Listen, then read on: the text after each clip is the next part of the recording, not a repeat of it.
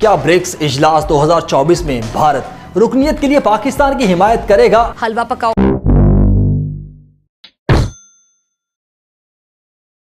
पाकिस्तान की कोई रिप्रेजेंटेशन नहीं है ब्रिक्स में। हलवा पकाओ, सही सुना आपने, हलवा पकाओ। ये ब्रिक्स जो है एक इम्पॉर्टेंट फोरम बनता जा रहा है और उसमें ना सिर्फ जो ब्रिक्स के मेंबर्स हैं वो तो शामिल हैं ही हैं, बल्कि अदरवाइज भी दावत दी जाती है जो भी होस्ट कंट्री होती है। लेकिन पाकिस्तान को इसमें इवन एज एन ऑब्जर्वर या वैसे दावत नहीं दी गई। पाकिस्तान ने तो अप्लाई किया, ठीक है, तो पाकिस्तान को they could have invited as an applicant. जिन्होंने अप्लाई किया वो वेलकम देम। क्या प्रेसिडेंट पुतिन प्रेसिडेंट मोदी से डरते हैं? हाँ भाई हाँ। ये गेम है जियोपॉलिटिक्स का, 5 नए मेंबर्स को ऐड करना। भारत ने ये G20 में करा था, पूरे 55 देशों को, अफ्रीकन यूनियन को ऐड कर लिया G20 में। अब यहाँ पे वो कौन से 5 देश हैं? यहाँ पे सऊदी अरब को ऐड करा जाएगा, इजिप्ट को ऐड करा जाएगा, यूनाइटेड अरब एमिरेट्स को ऐड करा जाएगा, ईरान को ऐड करा जाएगा और इथियोपिया को ऐड करा। आगे बढ़ते हैं। तो जहां भी जाते हैं ना उधर हिंदुस्तान बना देते हैं और मुझे ऐसा लगता है कि वो हिंदुस्तान से कुछ 4, 5, 8, 10 प्लेन ना हिंदुस्तानियों के भर के लेके जाते हैं कि जहाँ भी वो जाएंगे वहाँ हिंदुस्तानी नजर आएंगे, हर जगह पे हिंदुस्तान नजर आएंगे। ये भारत को तो खबर चाहिए होती है हमारे खिलाफ, राम राम बोलेंगे, पाकिस्तान को पहलेंगे। इतनी सी बात होती, पिंक को रेड और रेड को मैरून करके वो पेश करते हैं हेडलाइंस में कि आखिर क्यों पाकिस्तानियों से ये पूरी दुनिया परेशान है, क्योंकि ये इस्लामी जमहूरिया पाकिस्तान है। देखें वो एयरपोर्ट पे उतरते हैं तो एयरपोर्ट पे भी आपको ऐसा लगता है कि हिंदुस्तान बन गया है, क्योंकि हर जगह पे आपको हिंदुस्तानी नजर आ रहे होंगे। एयरपोर्ट से बाहर आते हैं तो आप देखते हैं कि उधर खवातीन जो हैं उन्होंने हिंदुस्तानी ड्रेस पहने हुए हैं, हिंदुस्तानी कल्चर के बीच में उन्हें वेलकम कर रहे हैं। चाइना ब्रिक्स की बात क्यों करेगा? क्योंकि चाइनीज का गला सूख रखा है आजकल, इकोनॉमी बहुत बुरे हाल में है चाइना के। जब तक आप खजूर का, भारत उल्टा चाइना के ऊपर प्रेशर डाल रहा है। अगर तुम चाहते हो कोऑपरेशन तो ये तुमने जो ड्रामा कर रखा है लाइन ऑफ एक्चुअल कंट्रोल में खत्म करो इसको भाई, वरना हमारी फौजें भी खड़ी हुई हैं। कमजोर मत समझना, ये 2024 का भारत है, मुंह खोलोगे ठोक देंगे। दिल थाम के बैठ जाए क्योंकि भारत ने फिर से जो है अपना कार्ड प्ले कर दिया है। जी बिल्कुल, हम बात कर रहे हैं आज ब्रिक्स समिट के अंदर होने वाली मुलाकात की, जिसके ऊपर अमेरिका, जापान, पाकिस्तान, दुनिया भर की लीडरशिप की नजरें थी कि क्या शी जिनपिंग और मोदी साहब की क्या मुलाकात होगी, क्या रशिया सक्सेसफुल हो जाएगा जो रशिया चाहता था कि वो अमेरिका को प्रेशराइज करे, वेस्ट को एक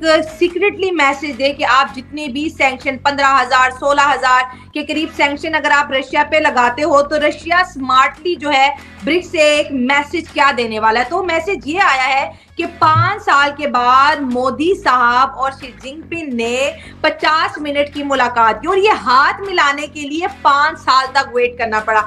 हमारे जयशंकर साहब एशियो मीटिंग के अंदर पाकिस्तान गए थे, तब पाकिस्तान मीडिया के अंदर एक बात बड़ी कॉमन चल रही थी, क्या ये रिश्तों में पड़ी हुई बर्फ पिघलेगी? लेकिन वो बर्फ तो कभी नहीं पिघली है। लेकिन ब्रिक्स समिट में इस बार ऐसा कमाल हुआ, जो पिछले 5 साल से भारत और चाइना के बीच के अंदर जो टेंशन चल रही थी, बॉर्डर टेंशन, वो टेंशन ऑलमोस्ट खत्म हो गई है। भारत और चाइना इस बात पे राजी हो गए कि 2020 से पहले जहाँ था वो वहाँ चला जाएगा। भारत और चाइना के बीच में जो रिश्तों की बर्फ थी वो पिघल चुकी है। हाँ भाई हाँ। और सबसे कमाल की बात है, पाकिस्तान ने ब्रिक्स के अंदर शामिल होने के लिए अपनी मेंबरशिप अप्लाई की थी, लेकिन पाकिस्तान को शामिल नहीं किया गया। तो पाकिस्तानियों के सीने पे सांप लौट रहे हैं। जी नक्शा बदलने जा रहे हैं ब्रिक्स कंट्रीज, जिसमें इंडिया भी है, रशिया भी है, चाइना भी है, साउथ अफ्रीका भी है। कैसे नक्शा बदलने जा रहे हैं? जो साहब ब्रिक्स की जो मेंबर्स हैं ये बड़े सॉलिड, बड़े मजबूत और दुनिया के पावरफुल कंट्रीज हैं। ये कोई आम कंट्री नहीं है। उसमें रशिया ले लीजिए, उसमें हिंदुस्तान ले लीजिए, उसमें चाइना ले लीजिए, उसमें और भी मुल्क हैं, ब्राजील है और अफ्रीका भी है उसके बीच में। तो ये बड़े पावरफुल स्ट्रॉन्ग मुल्क हैं। ये उस तरह की मीटिंग नहीं है जिस तरह की एससीओ की मीटिंग पाकिस्तान में हुई और पाकिस्तान उस मीटिंग से कोई उन लोगों से फायदा नहीं उठा सका। लेकिन ये दुनिया का नक्शा किस तरह चेंज करने जा रहे हैं, इसकी डेफिनेशन मैं आपको बताऊंगा। देखें, अमेरिका दुनिया का पावरफुल जो है, दुनिया का सुपर पावर बने फिर रहा है, पूरी दुनिया के नक्शे चेंज करवा रहे। नक्शा बदला उसने, लेकिन उसने नक्शा किस तरीके से बदला? दुनिया में जंगें करवा के, मुल्कों को तोड़ के, मुल्कों में तबाहियां करवा के, हजारों लाखों लोगों को मरवा के, अपना असला बेच के, फिर उसने दुनिया का नक्शा चेंज किया, अपने डॉलर को पावरफुल बनाया, पूरी दुनिया में डॉलर करवा दी उसने, हर चीज डॉलर के साथ। लेकिन ब्रिक्स पैदा हुआ और ब्रिक्स इस डॉलर का बाप बन गया। अमेरिका का बाप कैसे बनेगा? वो किस तरह डॉलर की ऐसी की तैसी करने जा रहा है, वो डॉलर को फाड़ने जा रहा है, डॉलर को बर्बाद करने जा रहा है। क्योंकि ब्रिक्स के जो परमानेंट मेंबर हैं, जो एक ब्रिक्स एक कंट्रीज है, जो इस बीच में कंट्री है, ये पूरी एक तंजीम जो है, ये क्या करने जा रही है कि डॉलर की ऐसी की तैसी करने जा रही है। ये अपनी एक करेंसी इंट्रोड्यूस करवाने जा रही है, ये अपनी एक करेंसी के बीच में ट्रेड करेंगे, ये दुनिया का नक्शा चेंज करेंगे ट्रेड के साथ, लोगों की हेल्प करके, लोगों को तरक्की देके, डेवलपमेंट करके, अच्छी एजुकेशन देके, ये इस तरह दुनिया का नक्शा चेंज करने जा रहे हैं। ना कि अमेरिका की तरह के दुनिया में तबाहियां करवा के अपने आप को सुपर पावर बना के दुनिया का नक्शा चेंज कर रहे हैं। इससे पहले याद होगा आलमी जंग लगी, इतना सा यूरोप है, उतने से यूरोप ने एक फैसला लिया कि उसने अपने सारे यूरोप के 25, 26, 28 कंट्री जितने भी मुल्क है ना, इनके बीच में यूरो चलाया।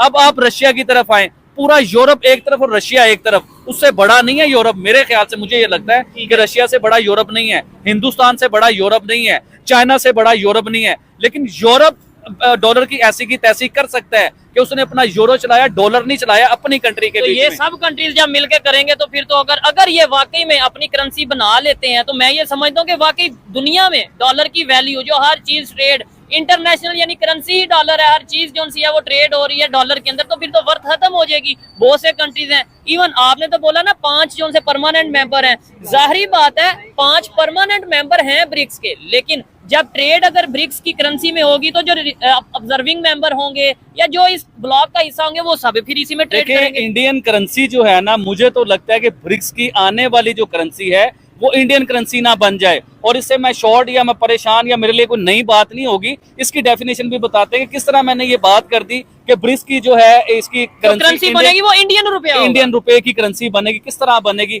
देखें, इस टाइम आप रशिया को देख लें, जिसे स्ट्रॉन्ग माना जाता है, पावरफुल माना जाता है, वो भी इस टाइम जंगों के बीच में, वो भी कोई सुखाल या सुखी नहीं है, वो भी जंगों में, यानी कि उसका इमेज जंगों के साथ जुड़ा हुआ है। इसी तरह चाइना को ले लें, चाइना के इमेज भी जंगों के साथ जुड़ा हुआ है। हिंदुस्तान का इमेज हर चीज से साफ है, ना उसके मुल्क में कोई जंग चल रही है, ना उनकी किसी के साथ दुश्मनी चल रही है।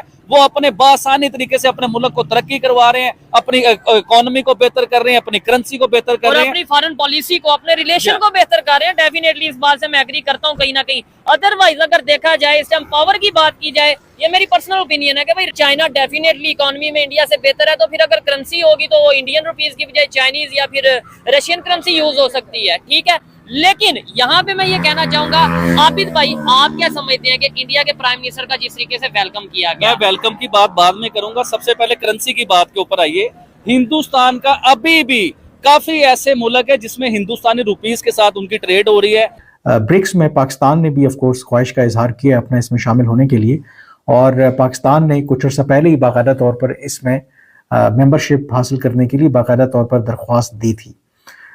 उसके हवाले से पहले ये खबरें भी आती रही, क्योंकि ये रूस में समिट हो रही है, तो क्या रूस में जो समिट हो रहा है तो उसमें पाकिस्तान की रुकनीत के हवाले से फैसला होगा? इसके हवाले से मेरे पास ऑब्वियसली आपके लिए एक्सक्लूसिव इन्फॉर्मेशन और ख़बर है। अगर आप देखें ब्रिक्स के हवाले से, तो जो पाकिस्तान है वो ऑफ कोर्स इसका हिस्सा बनना चाहता है, और इसलिए जब इसकी पिछले साल भी एक्सपेंशन शुरू हुई, कई नए ममालिक शामिल हुए, तो फिर पाकिस्तान ने इसमें दरख्वास्त दी।